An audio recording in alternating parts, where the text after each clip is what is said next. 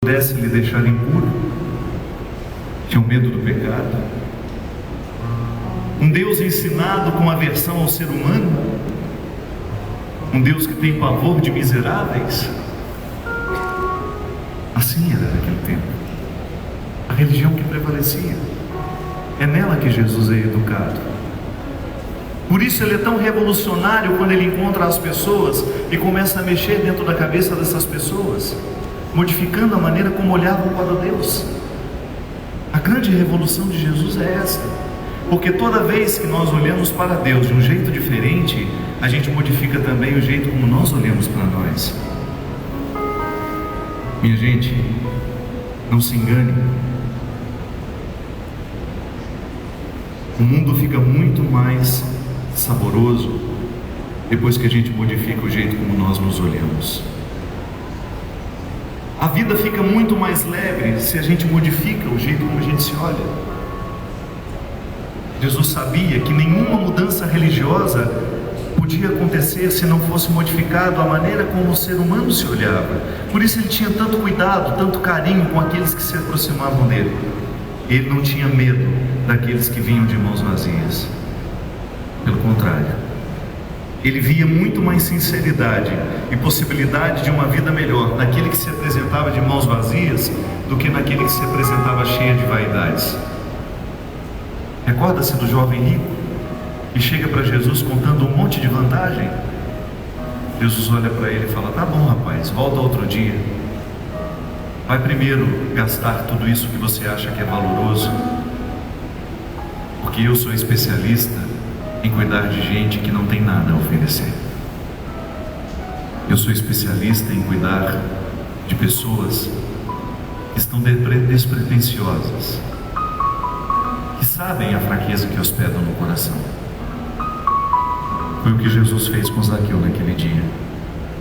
Modificou a maneira como Zaqueu olhava para ele mesmo. Zaqueu se sentia miserável demais, não sentia-se nem no direito de estar próximo de Jesus. Subiu na árvore. Na árvore ele estava um pouco mais protegido das suas vergonhas. É tão simbólico estar em cima da árvore.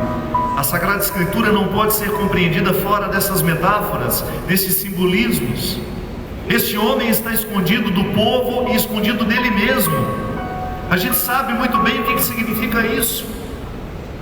Quando nós temos a matéria-prima do fracasso nas nossas mãos, precisando ser organizada dentro de nós, nós não temos coragem de olhar nos olhos de ninguém. O fracasso nos amedronta. A gente tem medo de tudo, de todos, porque já basta o julgamento que a gente se oferece, já basta a condenação que a gente está se dando, com aquela consciência pesada de não ter feito o que deveria ter feito, ou então de não ter alcançado o que gostaria de ter alcançado. Zaqueu está escondido, envergonhado da vida que levava, envergonhado das escolhas que havia feito. Sim, depois de um tempo, a vida se encarrega de nos levar a este lugar. É quando nós vamos olhar para tudo aquilo que a gente escolheu na vida e vamos nos perguntar se valeu a pena. Chega um momento em que nós estaremos neste tribunal. Não é Deus que será o juiz, não, será você será o seu juiz. Você será réu e juiz ao mesmo tempo.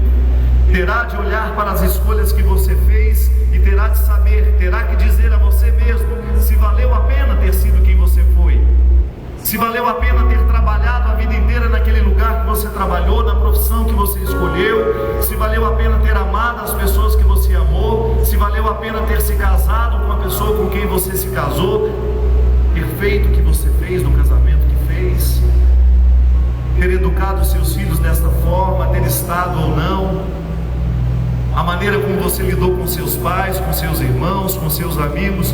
Tudo isso um dia o tribunal nos leva, é natural, é movimento do tempo.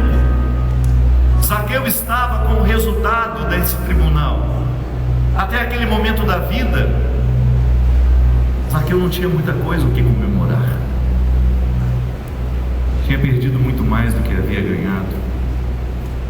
Muito embora fosse um homem rico, mostrando que a riqueza material não é nada perto da riqueza espiritual. Eu gosto sempre de dizer, o que nos enriquece não é a casa que a gente tem, a conta bancária, não. É o número de pessoas que nos amam.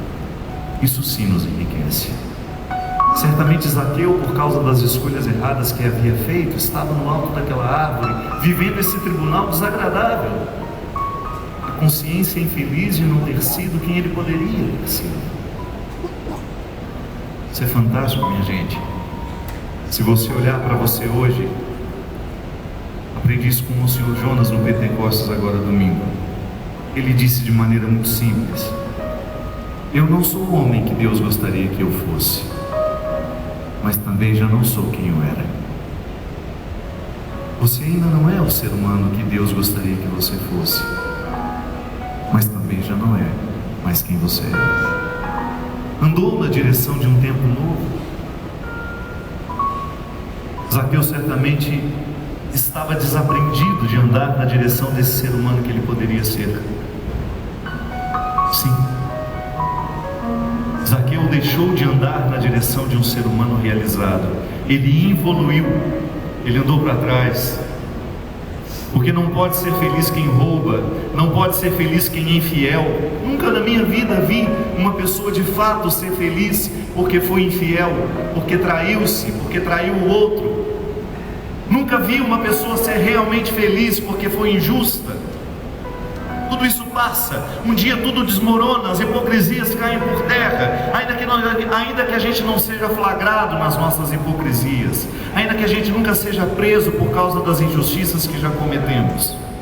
Volto a dizer, o tribunal mais difícil de ser enfrentado, o tribunal mais duro que nós precisaremos enfrentar um dia na vida, não é aquele que será montado pelos outros, é o que será montado por nós mesmos, lá onde nós seremos réu e juiz ao mesmo tempo.